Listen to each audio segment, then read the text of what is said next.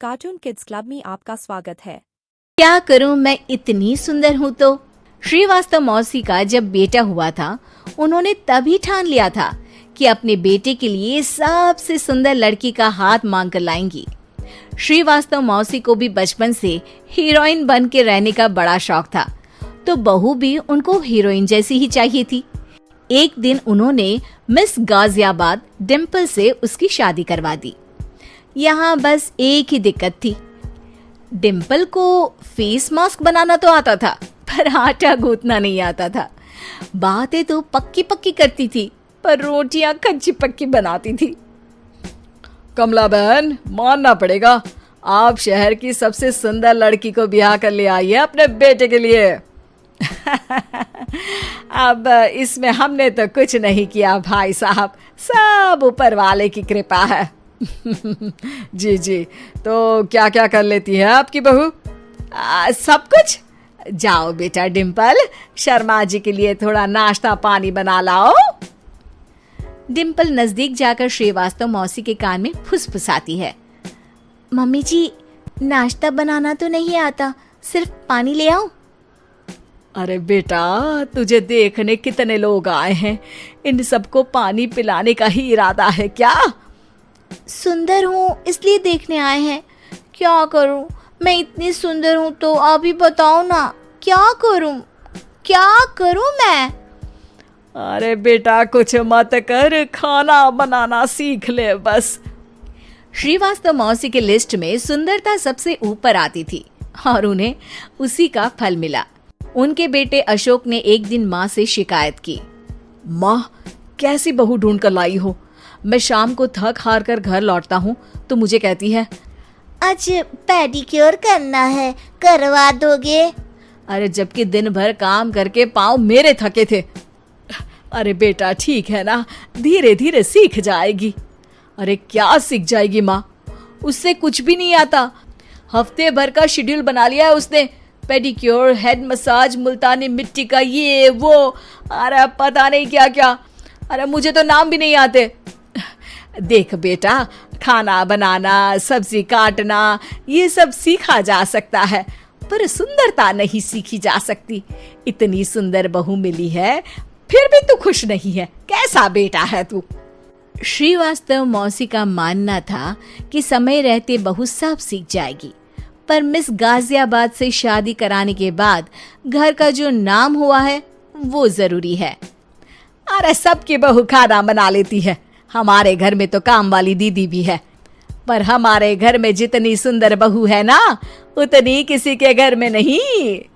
ऐसा श्रीवास्तव मौसी सबको कहती रहती।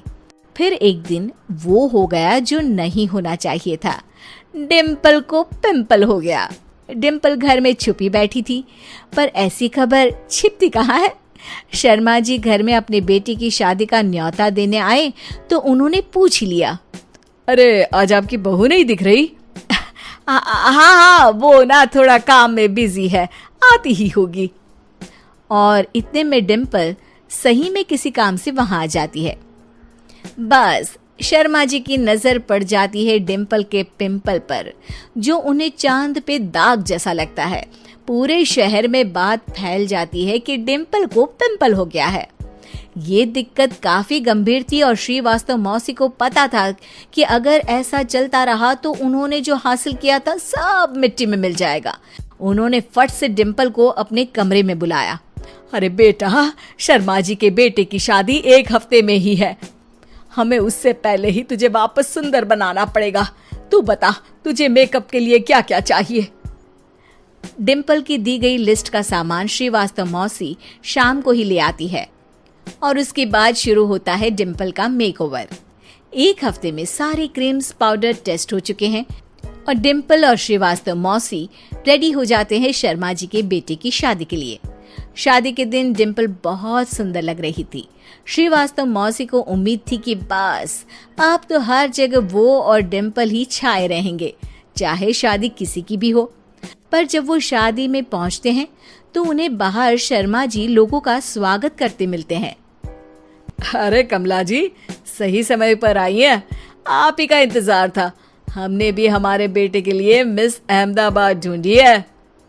डिम्पल और श्रीवास्तव मौसी दोनों के मुंह खुले के खुले रह जाते हैं शर्मा जी की बहू को देखकर। वो तो डिम्पल से भी ज्यादा सुंदर थी। क्यों, हमने भी अच्छी बहू ढूंढी है ना?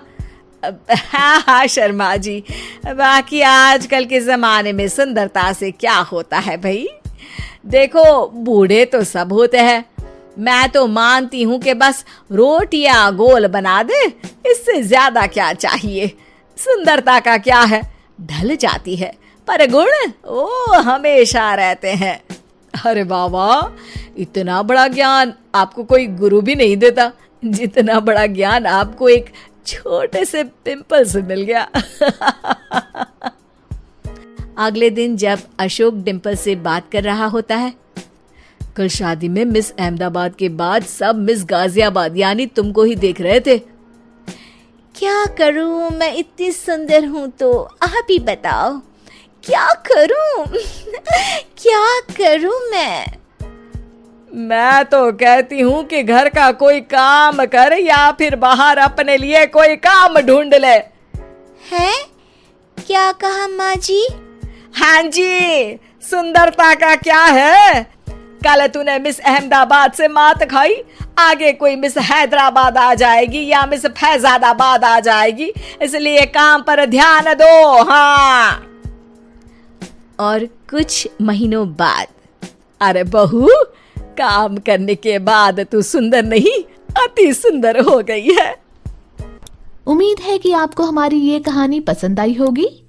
कृपया हमारे चैनल को सब्सक्राइब करें और सभी अपडेट्स के लिए बेल आइकन जरूर क्लिक करें। और हाँ, वीडियो लाइक और शेयर करना मत भूलिएगा। Bye bye.